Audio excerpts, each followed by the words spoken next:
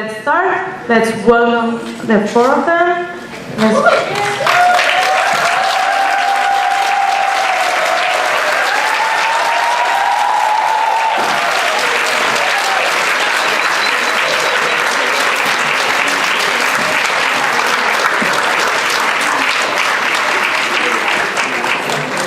We have to share.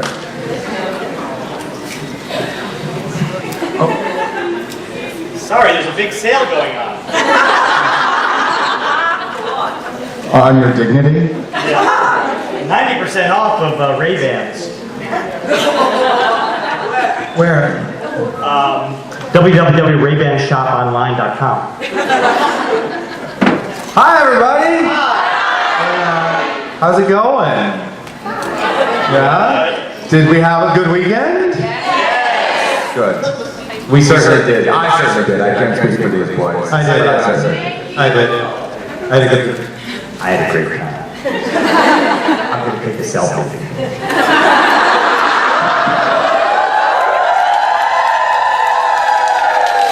There.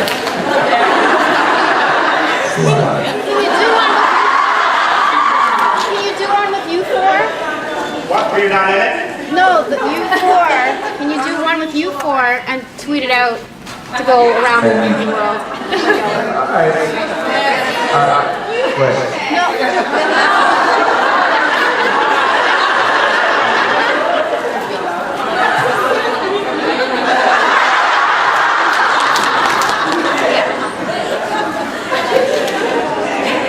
So what are we doing? What are we supposed to do besides say thank you?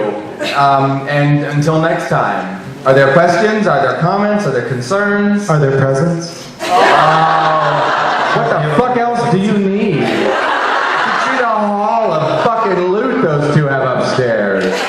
Are there any more last-minute portraits of Randy that anyone would like to paint or draw at this moment? Because I need some from my permanent collection. Good. I just have a comment. I wanted to thank you all for when you share with us music and movies and books that you enjoy. I really appreciate that because it's so often things that I wouldn't stumble across myself. Thank you. Thank you, Kim.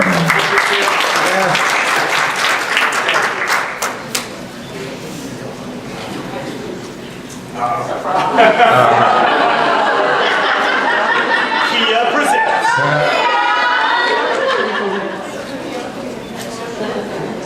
Gonzalo wants to know if you would like to make a spin-off of the Queer as Folk. To do a spin-off of Queer as Folk? I mean, We created that, ones at one point. did we? What were they? Yes. Well, there was one where, the one where Ted and Justin run away together. That's true. That's a spin-off. No, that's what you jerk off to on Saturdays. That's not a spin-off. No, in the background of scenes, we were playing a whole different story. I understand. I'm well aware of how special your Rolex-driven relationship was.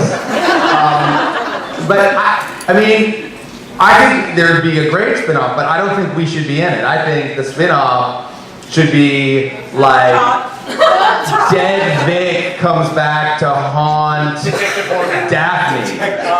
Yeah. Dead Vic moves in with the Detective Horvath moves into Vic's old apartment, and he's still living there, and it's the odd couple. Solve crimes. But they're like the odd couple. Yes. Soul. Good idea. There's one. No. That's the spin-off I want to see. I like that one. Yeah. And thank you. Would you guys watch that?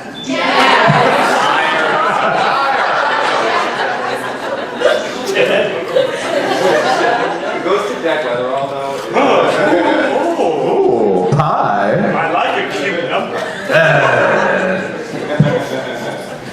David wants to know if you have learned any word in Euskera. Oh. Any bastards? Wait. En Trasgala.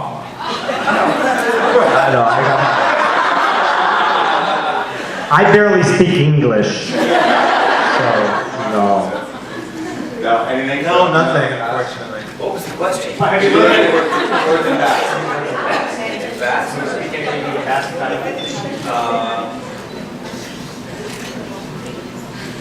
Yeah, it's got I's and T's and a couple of R's, maybe an H and a J. X. There's an X usually. Excellent.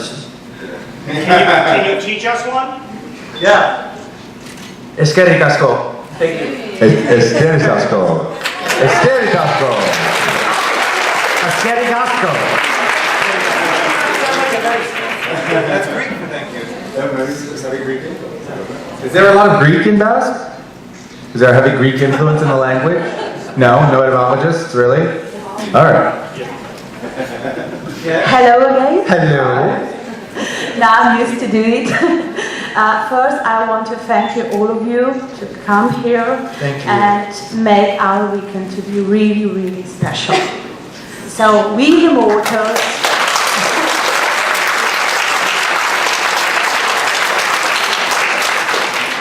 So, we the Mortals now will have another year to dream something about. So, thank you for that. Thank you. And the question, because I have to be the new fan, this time for Gail, if I may ask. I was asked to ask you, you know... I know a guy who knows a guy who knows a guy. No. Okay, but I will ask anyway. So, we saw in this series that Brian wanted to go to New York, at least it was mentioned twice with Adam Lyons and before the Stockholm fiasco. So the question is, of course, the New York one. Wait a second. Brian wants to go to New York, and what next, did you say? Yeah, that he wanted to go to New York. So the question is, after the end of the series, do you think that maybe after some time he could go to New York for himself, you know, to have a satellite office in New York or be a photographer and stay there maybe? And if not, why not?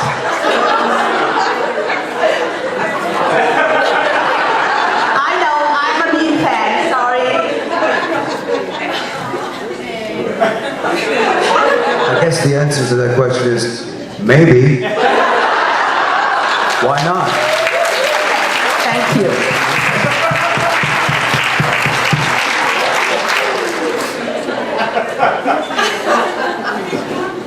Hello. I have to pick on my question. But so since you mentioned the whole they got, what's the best and weirdest gift you've ever been given by a fan? Hypodermic needles and mustard packets. That takes the cake. I have nothing that even comes close to competing with that. That's the best or the weirdest? I got a bottle of champagne this big once from a fan. That was pretty great, yeah. I got the number for a psychiatrist in New York City.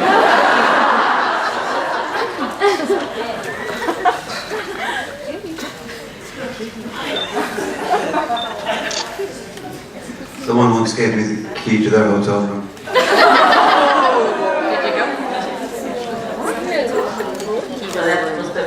And there was a dead horse in there. So, if I may, is there a favorite charity you support? My charity dress, I'm on the board of the Gay and Lesbian Center in Los Angeles, which is the largest LGBT organization in the world. Serves more than 250,000 patients a year. It's a really extraordinary organization that I can't say enough good things about. Who are also bringing young gay activists over from China and spending 2 to 6 months with them, training them how to operate the LGBT civil rights movement in China. So I think that's pretty important and extraordinary work that they're doing. It is. Mine is the Donaldson Adoption Institute, which is in the United States the largest think tank and political action group connected to all issues related to adoption, particularly for me, fighting for adult adoptees to have the right to get their original birth certificates, little things like that, but mostly adoption-related issues are what my charities are about. The Alley Forney Center in New York is a great organization that helps, has a home and also helps funding and find housing for LGBTQ kids who have lost their homes or been kicked out of their homes for being queer. Yeah, it's an amazing organization. There's an organization called 826 National, which is based in San Francisco, which is primarily interested in fostering literacy in children, elementary kids, and middle school reading programs, but from a perspective of more personal creativity. Trying to write the stories inside coloring books is one example. I know it sounds kind of simplistic, but it's actually very creative, and that's my number one.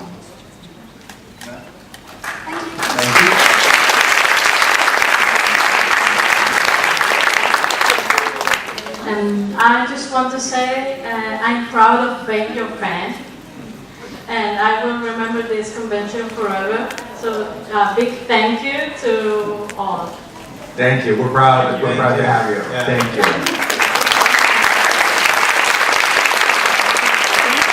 Hello. Hey. What I want to say is not really a question. I know you have been told so many times how the show Grass Folk has been for the members of the gay community. For me, in my case, as a straight boy, I think this show kind of changed my life as well. I think now, after watching it, I'm a more open-minded person and a better straight now, so I just want to take advantage of the change.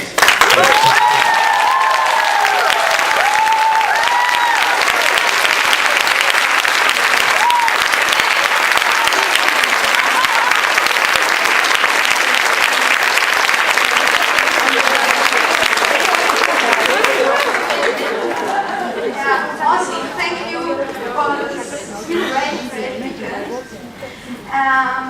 We talk about a lot of music and Randy singing. And Randy,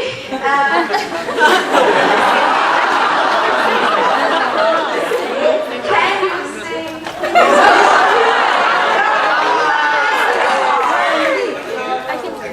Next time, have a piano.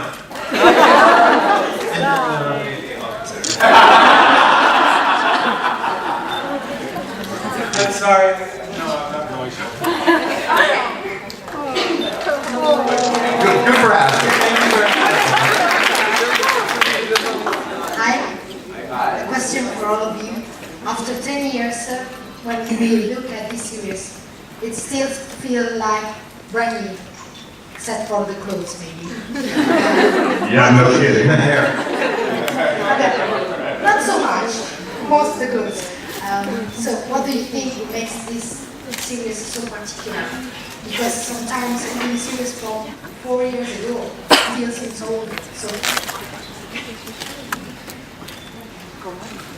I mean, there's something about stories that are rooted in emotional truth. I mean, the truth about friendship and love and getting your heart broken and pulling yourself back together and pursuing your dreams, those truths don't really change. You know, there are pieces of entertainment you can watch from 50 years ago, from 75 years ago, that you can still relate to. You know what I mean? You can watch a Harold Lloyd movie and he's just a man in trouble, and we all know what it is to be a man in trouble. So, I mean, for me, I think that's it. I think that when you tell character-driven, relationship-driven stories, they tend to last a little longer because it's about something that's fueled humankind for thousands of years.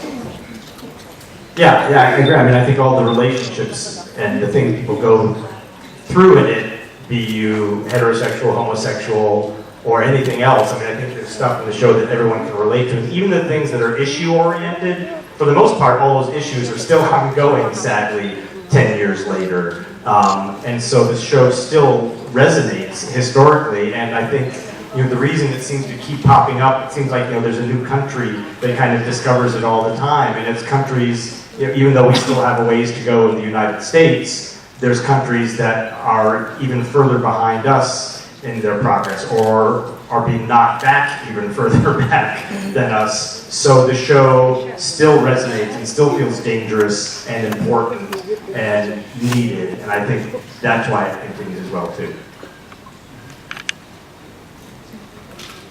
Thank you.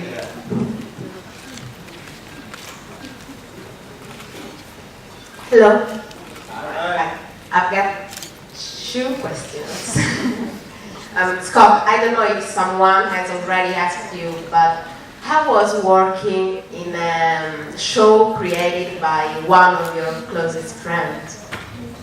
How were your feelings? Working on the Fosters? Yeah. It truly was an extraordinary honor. I was really touched and moved, and it was a little surreal. Sadly Peter was busy and wasn't able to come to set to visit, it was really wonderful. I'll tell you the most wonderful thing about it, and I've already told Peter this, but it was great to work on a set that was Peter Page's, amongst other people who work with him, but I'll just focus on him for now. But that set was one of the warmest, kindest, most creative sets I've worked on since our show, and so I know that's the legacy of him as the boss, that show was that way, and that, even more than the quality of the show and all the other stuff, that made me the proudest that who Peter Page is represented by everybody who works for Peter Page, and that they're inspired by him to be better people, obviously. So that was no, but that was the best part for me. We feel the same. What's that? We feel the same. Yeah. The other question is not mine. It's the same guy who asked the thing of the guy who asked. Maybe, who knows? And it's a question for the whole of you. If you were in our place, the fans who came at the convention, would you be a fan of yourself?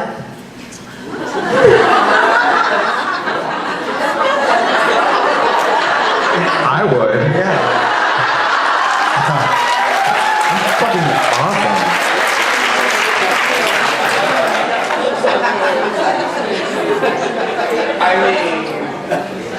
I already am at certain times, but I don't know. I don't know how I behave myself at this convention might be a fan of me, but...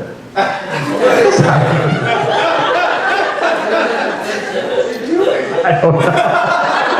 What did you say in your coffee? You'll have to see the tape. I don't know what I was exactly. I did. World domination. Thank you. What about you?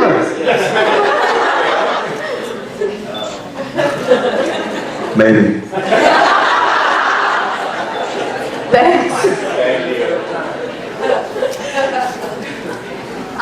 Guys, as someone who's kind of been involved with the LGBT community since the early 70s, when I used to go to gay dances in Australia that got raided by the police, I've kind of watched the fight for a long time, and I wondered if, and you guys kind of almost by default got pushed into a position where you became activists, and you were seen as being activists. And I think that was a really important role for the show, quite apart from the actual show, but the involvement you had in various pride parades and all that sort of stuff. But I wondered if you could give a piece of advice to all of us here about what we can do when we go back into our ordinary communities, our real lives, to keep this pressure, this movement going. I mean, my belief is that the biggest changes happen when gay people tell their stories. And when people like you, whether you're gay or an ally, make it safe for other gay people to tell their stories. That's the most important thing you can do. Because something like Queer as Folk sets the stage for a conversation, but it's when people recognize how ubiquitous gay people are in their own lives that they suddenly go, I don't know what I've been holding on to, I don't know what I'm so afraid of. I know that person, I love that person, and that's when suddenly the big change starts to happen. So making if you can't make the world safe, if you can't make your country safe, if you can't make your town safe or your city safe, you can make your home safe. You can make your cubicle safe at work. You can make your side of the lunch table a safe place for someone to come and share their stories with you. And I think that is no small thing. That is a profound thing. We all need to feel safe and we all need to be heard. And being willing to open yourself up for that is profound.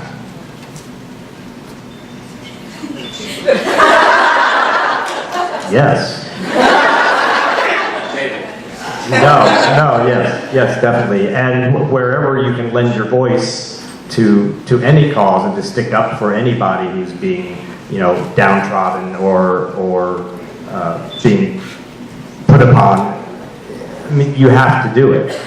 You have to do it, and you have to find the bravery to do it somehow. And I know, there's many difficult situations in the world right now where this is happening and people feel kind of powerless. And I just hope people can find the power to speak out. If you're in a democratic country of any kind, to vote. Don't stand by and let it happen idly and think, oh, there's nothing I can do.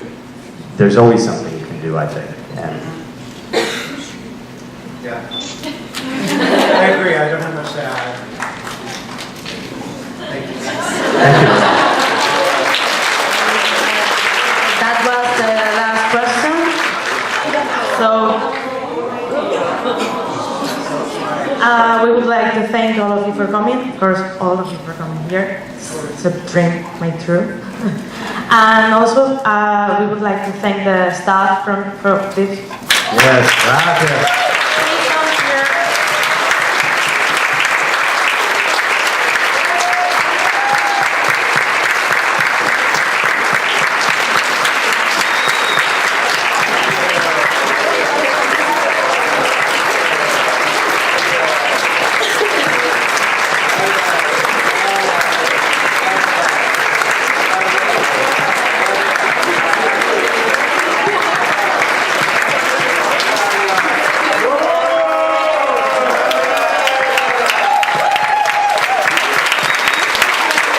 Muchas gracias. Oh, thank you.